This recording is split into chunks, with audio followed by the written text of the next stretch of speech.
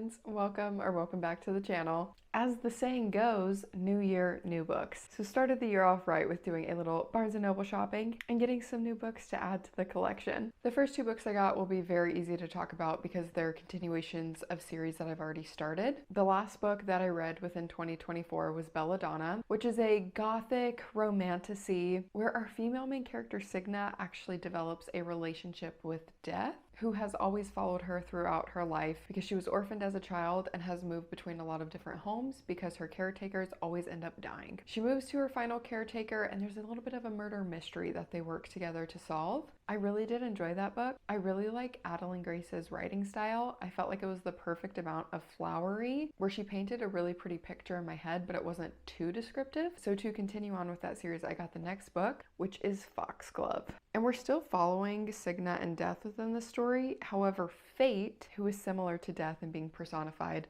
is added to the story and adds a new element. A bonus with this series is the covers are all so pretty, and this even has some pink sprayed edges. So really excited to give this one a go. I think the series is a really good wintry read, so I'm hoping that I can read this one soon. Another continuation of a series, which I actually have book one here, an Ember in the Ashes series. I'm not even done with book one yet, but I am really liking how this is going. This is a pretty dark fantasy series. I think it is marketed as YA or new adult. To me, it's giving Star Wars vibes because there's an evil empire and our main girl character goes undercover within their training academy as a spy for this rebellion group to try and gain information. Again, to go along with the stunning covers, I grabbed book two, which I think I like even more. And another cool thing about these books is that the spines align to create a picture for whenever they are shelved on your bookshelf, which I think more series should be doing.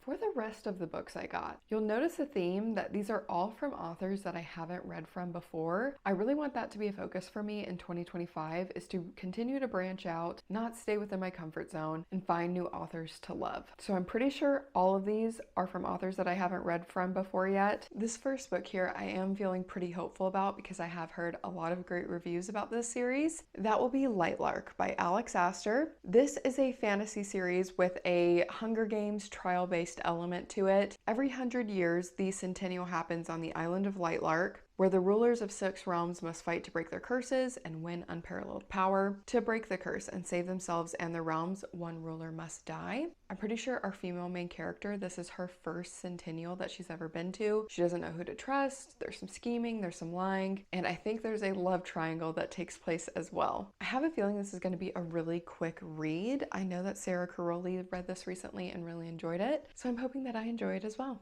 This next book is from an author I've heard a ton about, but I haven't read anything from her personally. That would be Lucy Score, and this book in particular is Fall into Temptation. This is definitely giving small town romance. I'm not really picking up on other really popular tropes such as grumpy sunshine, enemies to lovers, friends to lovers, second chance romance. I'm not getting any of that from the back of the book, but our main character Beckett is the most eligible bachelor in town. But after his last girlfriend handcuffed herself to his porch and set his welcome mat on fire, he's not looking for any more romance. Our FMC Gianna has her hands full. Juggling 2 kids, a useless ex, and a brand new yoga studio, the last thing on her mind is finding a man who will demand more of her time. Fantasizing about her hot, broody landlord? Mistake. Lusting after the sexy mayor of her new town? Terrible idea. Getting naked with the favorite son of her father's new lady friend? N-O. Getting involved with Beckett has disaster written all over it. I have a feeling that this will be a little spicy time, but I think it will be a super fun read. It's just barely over 300 pages, so I think this is something that could easily be added to a TBR, and I feel like is a pretty safe bet since it's from an author that I've heard good things about before. Our next book is The Co-op by Tarah DeWitt. I do actually own another book by Tarah DeWitt, but I haven't read it just quite yet. But her covers really get me. I just love all the colors going on within this one. This is a steamy second chance romance where our 2 main characters had a summer fling whenever they were teens. However, a decade later, their grandmothers leave them with shared ownership of a dilapidated Santa Cruz building. These 2 team up for a little marriage of convenience because our FMC has the money, but in order to access her trust, she has to be married. The MMC has the construction expertise but lacks the funds. A deal is struck. marry for however long it takes up to fix up the property, collect the profit, and cut ties. I've definitely read plenty of marriage of convenience tropes, but I do like that this is also a second chance romance, so we're not getting two strangers forced into this, because I feel like that's mostly how this trope is written. I'm hoping that since they already have a history together, we can skip some of the awkward banter that happens at the start and just enjoy a steamy little time between these two.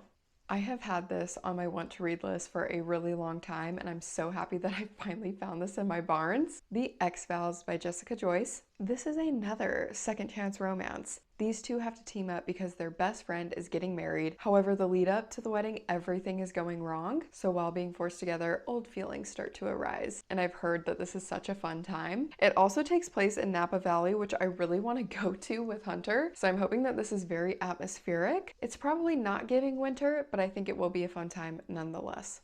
This next book is honestly a 5-star prediction. I have Skyward by Brandon Sanderson. I feel like we've all had to have heard of Brandon Sanderson at this point. He is such a famous author and someone I've really wanted to start reading by. However, his backlog is extensive. The books out there to read are a little bit intimidating. So I thought I would kick it off with something a little bit more simple, and I think this is his YA series. This is kind of another book that's giving me Star Wars. Spence's world has been under attack for decades. Now pilots are the heroes of what's left of the human race, and becoming one has always been her dream. But her fate is intertwined with that of her father, a pilot who was killed years ago when he abruptly deserted his team, leaving Spence's chances of attending flight school at slim to none. This book is pretty chunky and the start of a series, so I'm sure there's a ton of twists and turns that come along with this. I'm just really excited to get an introduction to this author, because if I like it, I definitely want to make this series a priority read for me, and maybe continue some of his other backlog throughout 2025. But don't hold me to that. That is a little bit intimidating to even think about.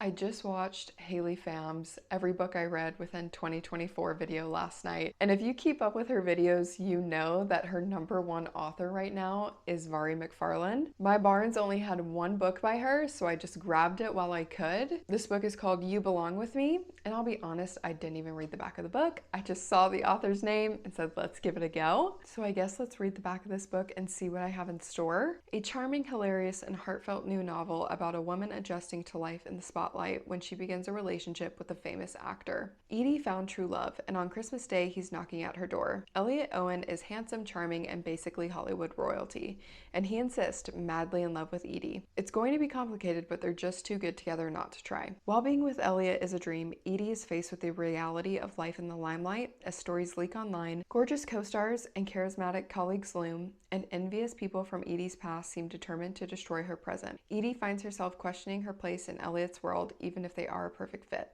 Can they fit into each other's lives? I do get the vibe that while these books are categorized as romance, they do take a very literary fiction turn, which is fine by me because one of my favorite authors is Emily Henry, and a lot of her books have a literary fiction undertone. I'm really hopeful that I will like this. I've heard that this writing does take a little bit to get used to, but I have a good feeling about this one.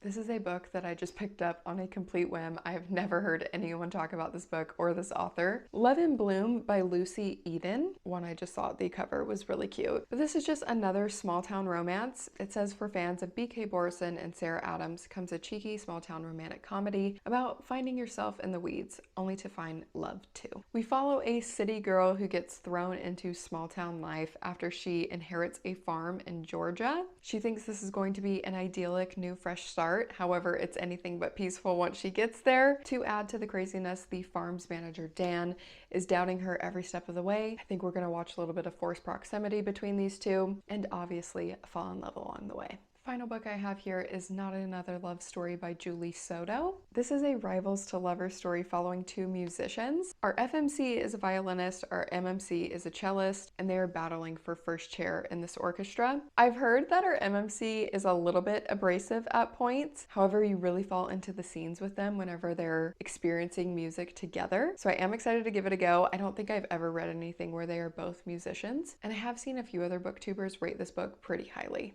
So that is the end of the book haul. If you've read any of these, let me know what you thought of them down below. If you've made it this far in the video, thank you so much for watching. Make sure to like and subscribe so that you don't miss any of our upcoming videos, and I hope to see you in the next one. Bye guys!